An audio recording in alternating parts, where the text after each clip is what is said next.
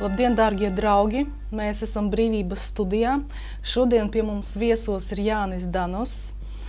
Mēs runāsim par klimatu. Labdien, Jāni! Labdien!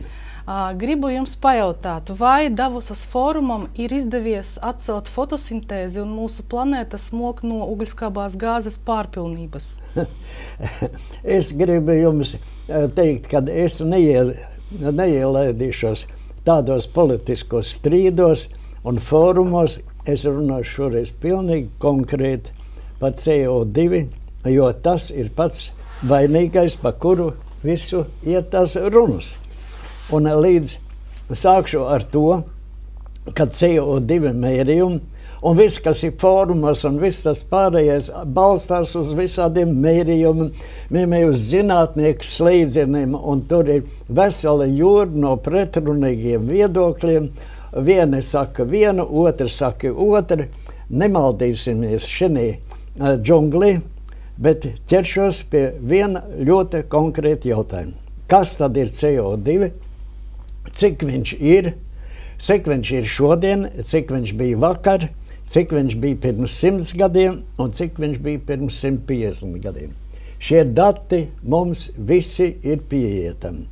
Jūs variet mierīgi attaisīt vaļā Googlā un teikt CO2 no 1860. gada līdz mūsu dienām.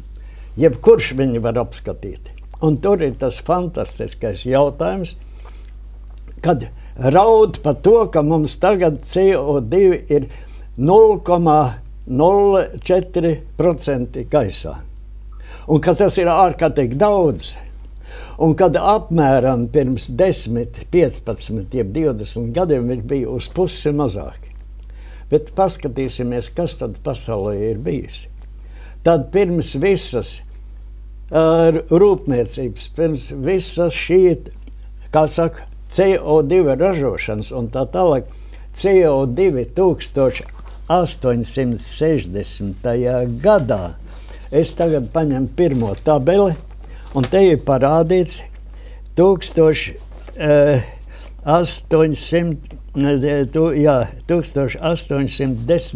gadā. Tas ir šīs līknes pašā sākumā.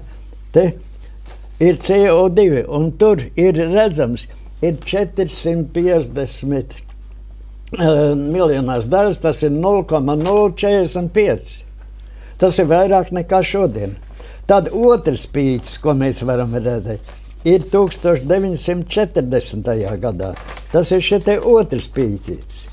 Tātad arī tur bija bijis. Un tad viņš ir nokritis zemāk. Un tātad visa šī storija ap CO2 it kā milzīgo daudzumu ir absolūti meli, un viņam nav ne mazākā pamata. Un to jūs varat paši mierīgi pārliecināties. Un tie ir cilvēki, kas tajā laikā nebija saistīti ne ar kādu politiku.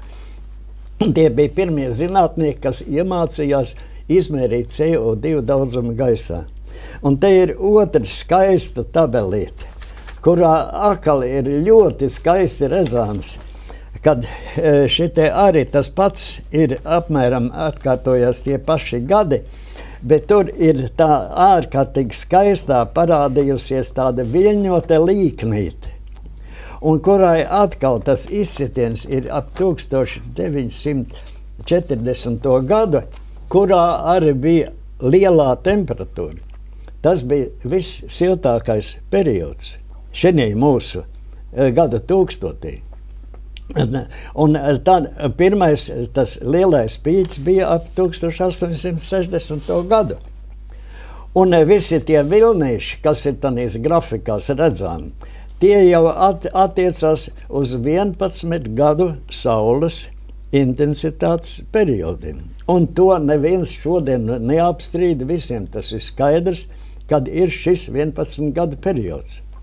Un neviens šodien neapstrīd to, kad ir bijis, kā saka, mazais ledus laukums, laiks, kas bija ap 1400. gadu, kad viss izsals un tā tālāk, kad nebija.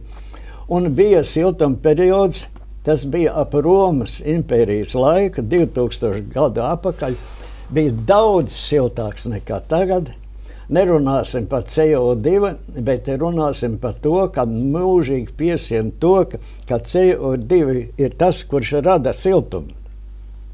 Bet tam jau nav nozīme. Runāsim tagad par tiem siltuma periodiem. Un tie ir viennozīmīgi.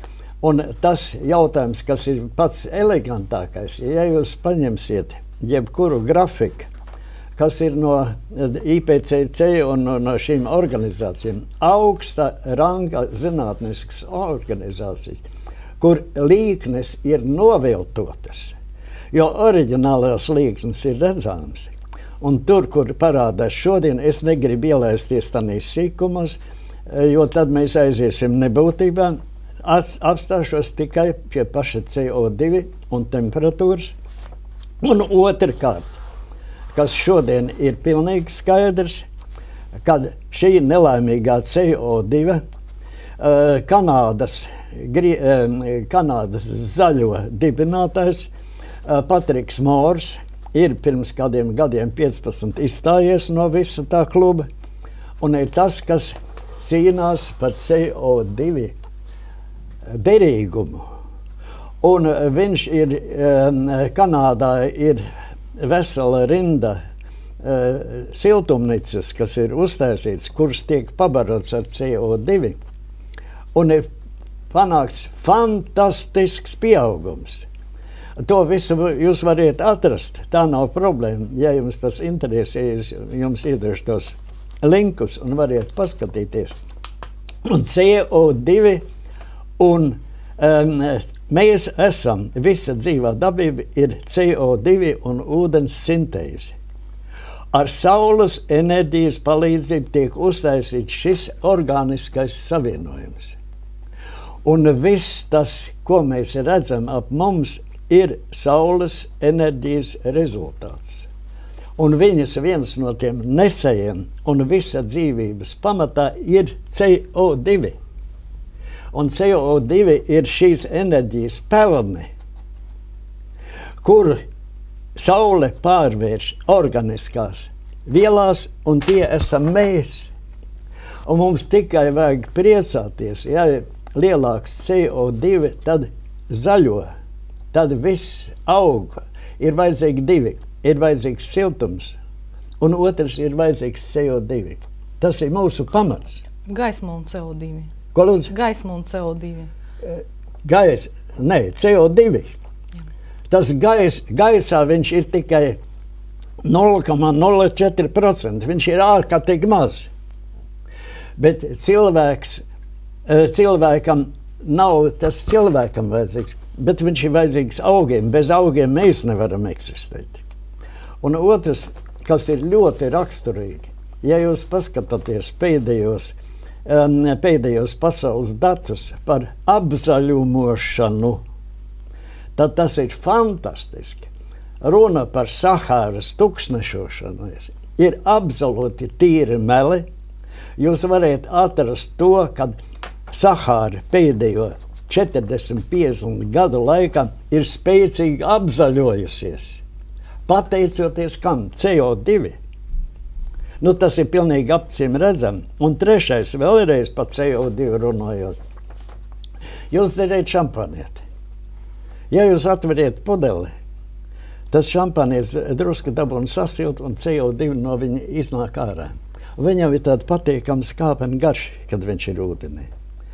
Un ja okeāns sasilst par 0,06 grādiem, tad pasaules līmenis CO2 dubultojās. Tā ir vienkārša aritmētika un vienkārša skaidra. Un tas pēdējā ziņā es vēl gribu parādīt trešo līknieti, tā ir šī līknieti. Uz tās ir ārkārtīgi skaisti redzams. Te ir atkal no 1810. Gada mērījumi. Un tur ir apakšā ir tāda ļoti skaisti tādi sīki. Un tie ir zemes temperatūras līknītes. Ik pa 11 gadiem ir pīķīts, Un te atkal parādās šitas trakais 1941. Gada siltumvilnis. Es, starp citu, esmu to piedzīvojis. Man ir 99. gads, un tieši 41. gadā mēs Ķīšezerā uz lieldienām peldējamies. Tā bija fantastiska vasara. Tā bija visa skaistākā vasara un iesākās karš. Tas tā ārkārtīgi dīvaini sakrit. Un pēc tam bija ģenerāla Winter, un tad bija tāda ziema, kā apmēram 100 gadus nebija piedzīvojusi. Un tā apturēja Vācu armija. Bet tas ir tas liktenis, ka mēs atgriezīsimies pie tā, kad priecāsimies par jebkuru CO2 pavairošanu un neiekritīsim šī slazdā, kā mūs baida ar CO2 un siltumu. Tas mums ir vajadzīgs gan viens, gan otrs. Visu labiņu! Paldies!